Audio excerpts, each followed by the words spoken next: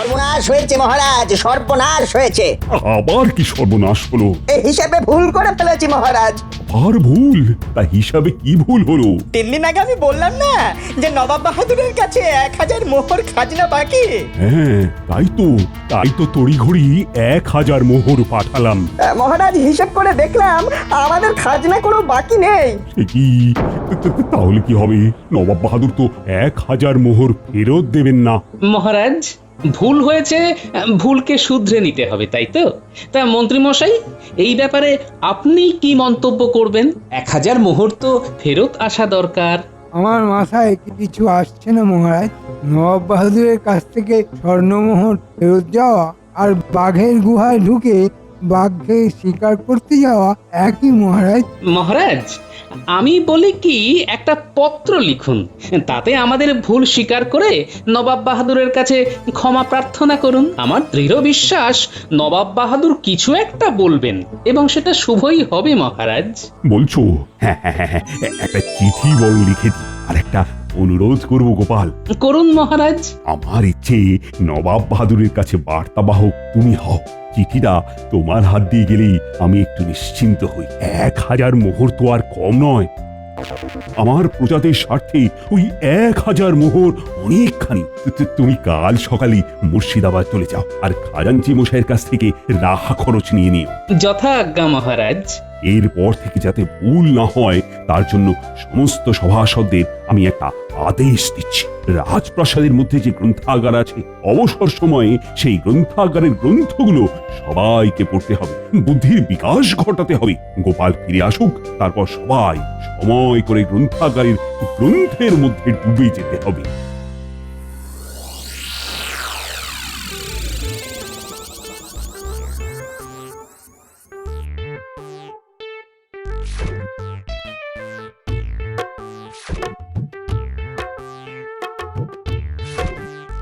গিনি, আজ তাড়াতাড়ি খেতে দাও, কাল খুব সকালে উঠে মুর্শিদাবাদ যাব, বুঝলে? কোষাধ্যক্ষ হিসেবে ভুল করেছে। নবাব বাহাদুরের কাছ থেকে 1000 মোহর ফিরিয়ে আনা খুব চাপের কাজ গিন্নি।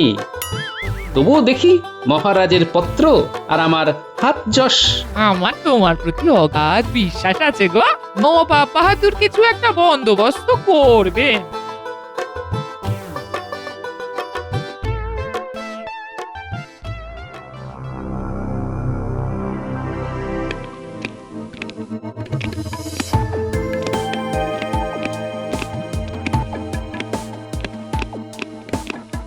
কি হয়েছে মহারাজ? আপনি একটু উত্তেজিত আছেন। ও বড় ভুল হয়ে গেছে রানী। কোষাধ্যক্ষ ভুল হিসেব করি 1000 মোহর নবাব বাহাদুরের কাছে পাঠিয়ে দিয়েছে বকেয়া খাজনা হিসেবে। ভুল হিসাব? হ্যাঁ রানী, কোষাধ্যক্ষ তো ভুল করে বাড়তি 1000 মোহর পাঠিয়ে দিয়েছে। এখন গোপালের হাতে একটা পত্র দিয়ে নবাব বাহাদুরকে অনুরোধ করেছি, দেখি নবাব বাহাদুর কি করেন। একটা কাজ আপনি খুব ভালো করেছেন মহারাজ, গোপালকে পাঠিয়েছেন। আমার বিশ্বাস গোপাল কিছু একটা বন্দোবস্ত ঠিক করে আসবে, দেখবেন। আমারও বিশ্বাস আছে, কিন্তু ঠিক নিশ্চিন্ত হতে পারছি না। মানে কোষাগারের অবস্থা তো সঙ্গীন, দেখি ঈশ্বর কি করেন।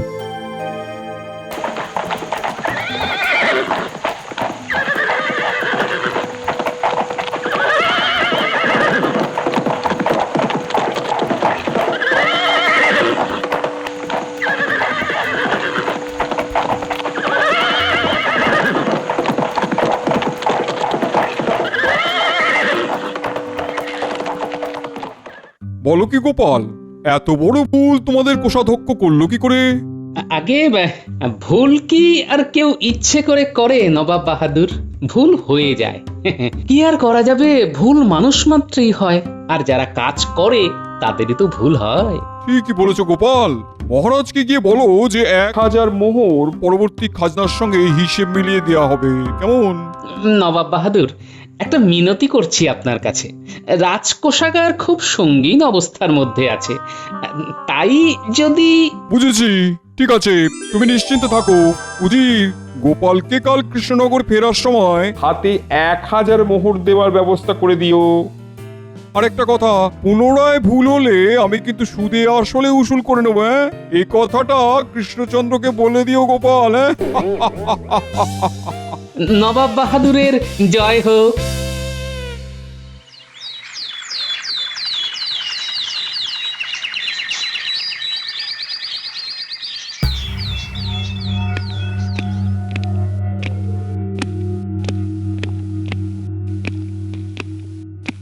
মহারাজ চিন্তা করবেন না, গোপাল যখন গেছে তখন ভালো খবরই আসবে। যদি উল্টোটা হয় কি ভালোভাবে বেইজ্জতি না হবে গোপাল। ওই তো গোপাল আসছে। আসছে আসছে, গোপালের হাসি মুখ, তার মানে ভালো খবর আছে। কি গোপাল, কি হলো? কি আর হবে মহারাজ, যা লেখা ছিল তাই হয়েছে। নবাব বাহাদুর 1000 মোহর ফেরত দিয়েছেন। একটা চিঠি আপনার, তাতেই তো সব হয়ে গেল। তবে নবাব বাহাদুর একটা আদেশ করেছেন, কিন্তু আবার যদি ভুল হয় তবে উনি সুদে আসলে সব নিয়ে নেবেন। গোপাল, তোমার কাছে আমার ঋণের শেষ নেই। আগে রাজকর্তব্য করেছি মহারাজ। তোমার এই কাজে আমি খুশি হয়ে 100 মোহর দিলাম। ধন্যবাদ মহারাজ। কই গোপাল, কেউ তো এলো না, শুধু তুমি আর আমি। বিজ্ঞানী, তুমি হলে জ্ঞানের সাগর, আর আমি হলাম অজ্ঞান ব্যক্তি। তুমি আরো জ্ঞানার্জন করতে চাও, আর আমি আমার অজ্ঞানতা ভাঙতে চাই, তাই এসেছি। এত বড় গ্রন্থাগার, কত বই আছে, কত বিষয় আছে। জীবন তো একটাই বিজ্ঞানী। তুমি ঠিক বলেছো গোপাল, এই একটা জীবনেই আমাদের সব কিছু করতে হবে। চলো চলো ঘুরে দেখি কি কি বই আছে। চলো চলো। বিজ্ঞানী, এখানে তোমার বিষয়ের বই, বিজ্ঞান বিষয়ক পুস্তক লেখা আছে। আমি এখানে কিছুক্ষণ সময় কাটাই, তুমি চারিদিকটা দেখো আর কি কি বিষয়ের বই আছে, কেমন?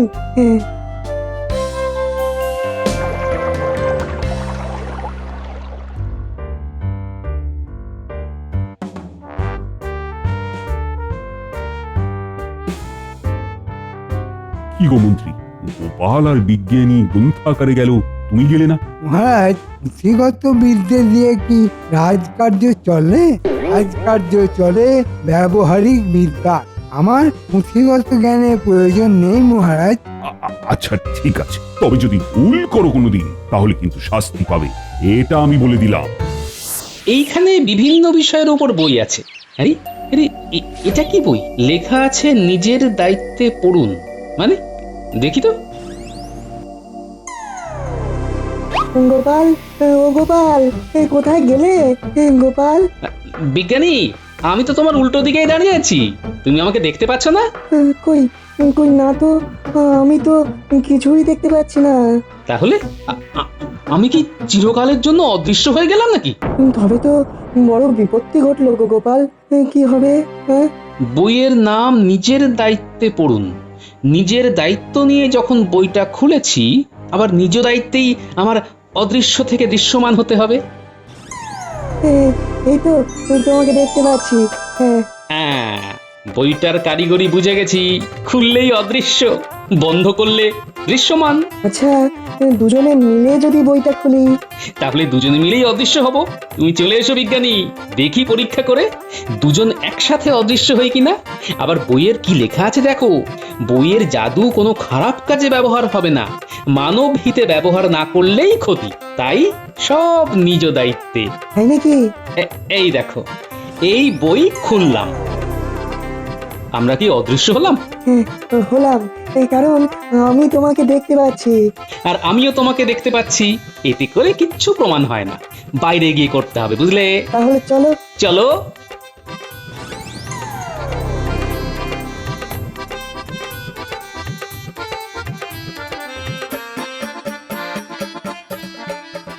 বিজ্ঞানী, আমরা দুজনে বইটা খুলে অদৃশ্য হয়ে ভোলার দোকানে যাই। ভোলা যদি আমাদের দুজনকেই দেখতে পায় তাহলে বুঝবো দুজনকে নিয়ে এই জাদু হবে না।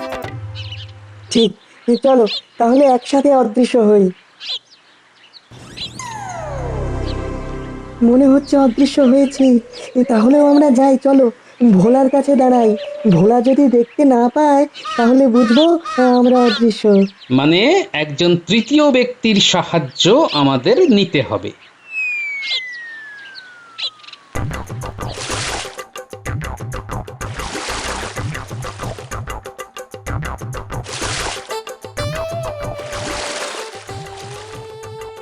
আরে একটু জল মেশালে মনে হয় ঠিক হবে। আরো আরো ওই 2 ঘটি জল মেশাই।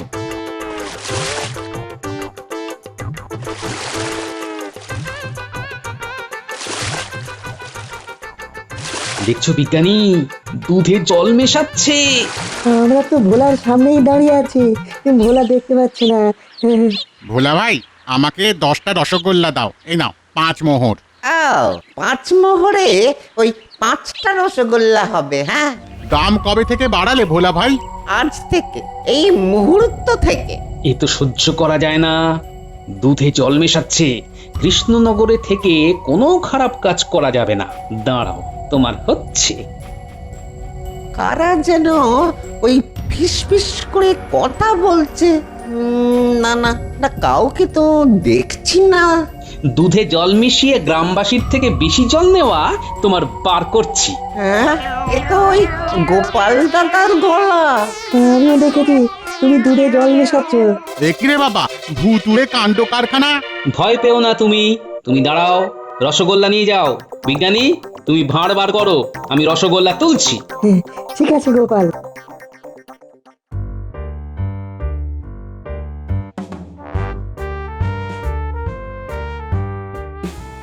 মন্ত্রী মশাই, আপনি কিছু বলুন। তখন থেকে তো আপনি ওই মৌনব্রত অবলম্বন করে আছেন, আর একলা একলা ওই কলা খাচ্ছেন। আহ, আমি মৌনব্রত যখন অবলম্বন করব তখন আমি কিছু চিন্তা করছি। এটা তো বুঝতে হবে রাজবৈদ্য, সকল চিন্তাশীল ব্যক্তি মৌনতা অবলম্বন করেই থাকে। তাদের চিন্তার পথ পরিষ্কার হয়, দৃষ্টিভঙ্গি স্বচ্ছ হয়। তা মন্ত্রীমশাই, আপনার দৃষ্টিভঙ্গি স্বচ্ছ হয়েছে? আপনি কিছু দেখতে পাচ্ছেন? গোপাল আর বিজ্ঞানী এই দিকেই আসছে।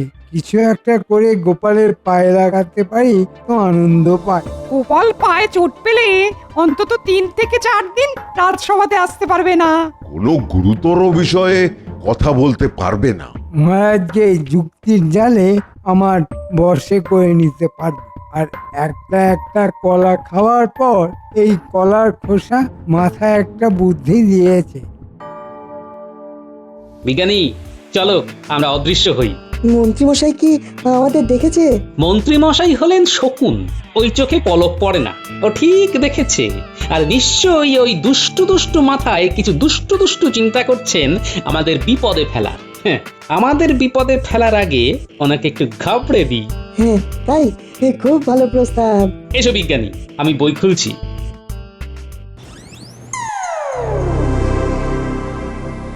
এই কি, গোপাল আর বিজ্ঞানী কোথায় অদৃশ্য হয়ে গেল? আরে এই মাত্র তো দেখলাম এখানে ছিল। আমিও তো দেখলাম, আমাদের দিকেই তো আসছিল।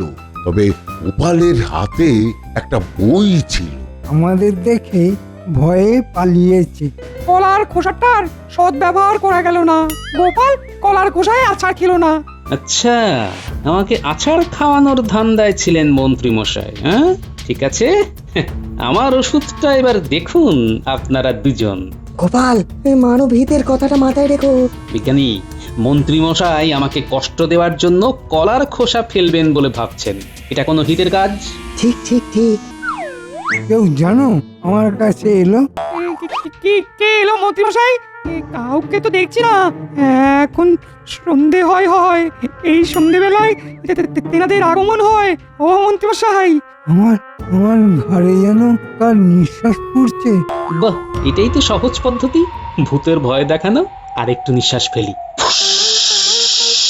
ওরে বাবা রে, আমার ঘরে শব্দ করে নিঃশ্বাস পড়ছে। কেউ আমার জামার ফোঁটা টেনে ধরছে। পালাও পালাও রাজবৈদ্য, পালাও।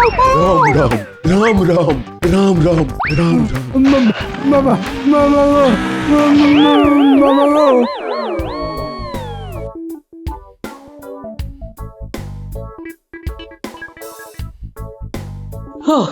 বাবা, রোগা শুটকি মাছের মতো হলে কি হবে? বেশ ভারী ওজন আছে। ঠিক বলেছো।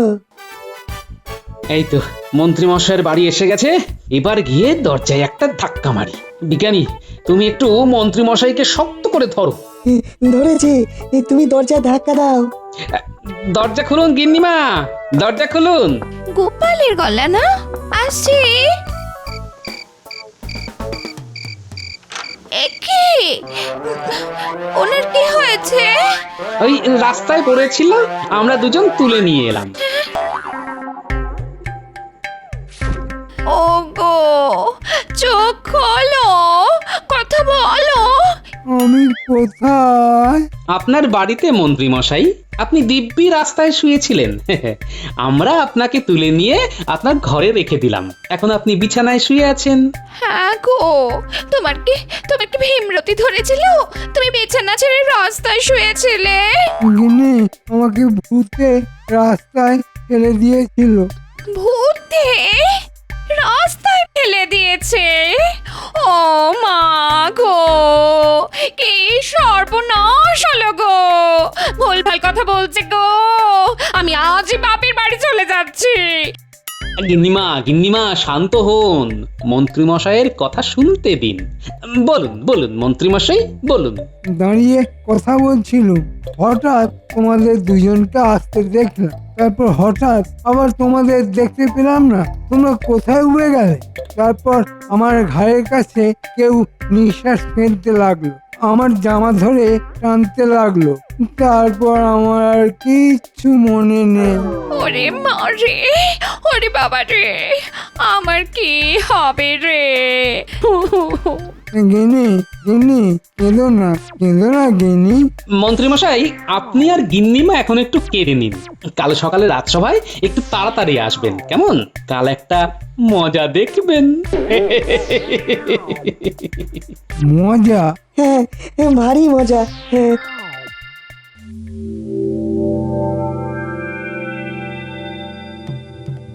মহারাজ, ওই গোপাল দাদা আমাকে আপনার কাছে আসতে বলেছিল। গোপাল এখনো এলো না, অথচ গোপালই তো রাতে আমাকে খবর দিল তাড়াতাড়ি সবাই আসছে সভায়, নাকি কি মজা দেখানো হবে। গোপাল কি মজা দেখাবে জানি না মহারাজ। কাল আমরা তিনজন ওই ভূতের খপ্পরে পড়েছিলাম, এটা আমি আপনাকে বলতে পারি। ভূতের খপ্পরে? মহারাজ, ওই দেখুন, দরজা জানলাগুলো আপনি খুলছে, বন্ধ হচ্ছে। এই তো, তাই তো, কি হবে এবার? এটাই তো গোপালের মজা মহারাজ। আরে তুমি কোথায়? তোমাকে তো দেখতে পাচ্ছি না। আমাকে দেখতে পাবেন না মহারাজ, আমি এখন বিশেষ ক্ষমতা সম্পন্ন ব্যক্তি। আমি এখন অদৃশ্য, আমি সবাইকে দেখতে পাচ্ছি, কিন্তু আমাকে কেউ দেখতে পাচ্ছেন না। ও, তার মানে তুমি কাল আমাকে অদৃশ্য হয়ে ভয় দেখিয়েছো? প্রথমে তোমার বিচার, তুমি দুধে জল মেশাচ্ছিলে কেন? সে কি ভোলা, তোমার এত সুনাম আর তুমি শেষে কিনা ভেজাল মেশাচ্ছ? আগে না মহারাজ। কেন মিথ্যে কথা বলছো গো ভোলা? আমি তো তোমাকে জলে দুধ মেশাতে দেখেছি।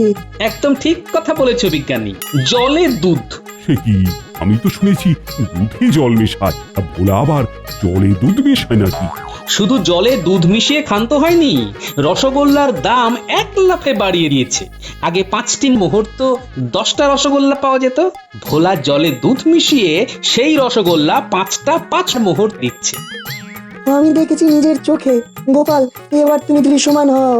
ঠিক আছে, এই দৃশ্যমান হলাম। এসব কি ঘটছে? আমার তো মাথাটাই বরং ঘুরছে। এই সবই এই জাদু বইয়ের কামাল মহারাজ। আপনার গ্রন্থাগারে এই জাদু বইটি ছিল, এবং এটা পাওয়ার পর অনেকগুলো সত্য আমার চোখের সামনে চলে এসেছে। সেগুলো এখন আমি সভায় ব্যক্ত করব মহারাজ। মহারাজ, প্রথমেই বলে রাখি, ভেজাল মেশানোর অপরাধীকে শাস্তি দিন। ক্ষমা করে দিন মহারাজ, ক্ষমা করে দিন। এটাই আমার প্রথম আর এটাই আমার শেষ অপরাধ। না না না না, প্রথম আর শেষ বলে কোনো কথা নেই। অপরাধ হলো অপরাধ। ভেজাল মেশানোর অপরাধে তোমাকে 3 দিনের কারাদণ্ড আর 100 মোহর জরিমানা করলাম। এরপর এরপর আসবে মন্ত্রীমশাই। আমি কি করলাম গো? মহারাজ, মন্ত্রীমশাইয়ের অপরাধ আরো বেশি। কাল পথের মোড়ে মন্ত্রীমশাই দাঁড়িয়ে পরিকল্পনা করেছিলেন কিভাবে আমাকে আঘাত করবেন। তাই কলা খেয়ে কলার খোসা ফেলে আমাকে আঘাত করতে চেয়েছিলেন, কিন্তু সেটাও হলো না। আমি আর বিজ্ঞানী অদৃশ্য হয়ে সব শুনে নিলাম। গোপাল, আমি কিন্তু তোমার পক্ষে আছি। আমি কি তোমাকে কিছু বলেছি পণ্ডিত?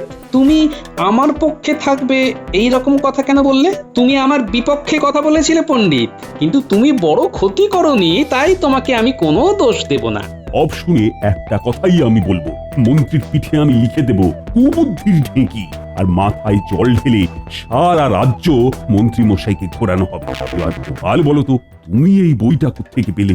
মহারাজ, আপনার গ্রন্থাগারে এই সুন্দর বইটি খুব অবহেলায় রাখা ছিল। আমি আর বিজ্ঞানী এটা খুঁজে পাই। এই বইয়ের পাতা খুললেই অদৃশ্য হয়ে যায়, আর পাতা বন্ধ করলেই দৃশ্যমান হয়। আর আমরা দুজন এই অদৃশ্য হয়ে কিছু দৃশ্যমান মানুষের বদগুণগুলোকে আবিষ্কার করি মহারাজ। খুব সুন্দর গোপাল, খুব সুন্দর, খুব সুন্দর তোমার চিন্তা। হ্যাঁ, এবার আমার শাস্তি দেবার পালা। চলো তো মন্ত্রী, বাইরে গিয়ে তোমার পিঠে লেখা হবে কুবুদ্ধির ঢেঁকি।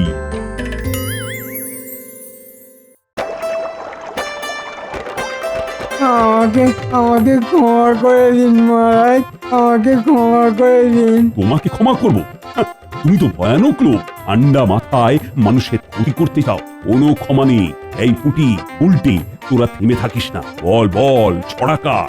মন্ত্রীমশাই জব্দ ভারী কুবুদ্ধি দিয়ে শাস্তি পেয়ে যাচ্ছে এখন হাঁড়ি মাথায় নিয়ে। মন্ত্রীমশাই জব্দ ভারী কুবুদ্ধি দিয়ে শাস্তি পেয়ে যাচ্ছে এখন হাড়ি মাথায় দিয়ে। যেমন কর্ম তেমন ফল।